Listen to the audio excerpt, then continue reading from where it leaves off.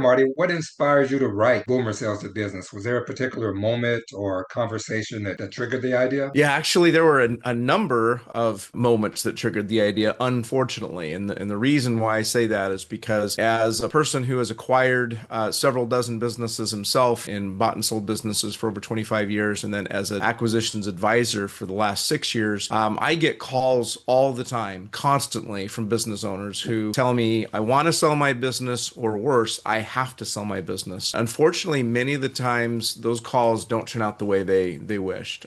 So I'll give you one quick example of a plumber, the wife, or I should say the widow of a plumber, who called me and said, my husband just passed away. He owns a plumbing business. He told me that if something happened, that his business could be sold, and that he'd heard it would be worth 3 times the revenue of the business. He did about a $500,000 in revenue last year. So I'm calling you to see how I can extract $1.5 million from this business, since he just passed away unexpectedly. And after digging deeper into questions and understanding the situation, I found out this was basically a one-person operation. It was a plumber in a truck, and there really is no business once the plumber passed away. And I had to give the bad news that the value of $1.5 million that she thought the business was going to provide her was really more like $20,000 or $30,000, which was just the asset values of the vehicle and the tools, and that was pretty much it. And that was not news that I liked having to deliver. And unfortunately, I've had to deliver that sort of news over and over again. So I wrote Boomer Sells the Business for two reasons. One, to help business owners who are forced to sell their business through what I call 5 Ds and a B, and we can talk about that later. And two, to help business owners who aren't forced to sell their business, but at least to start thinking about plans and contingencies and succession planning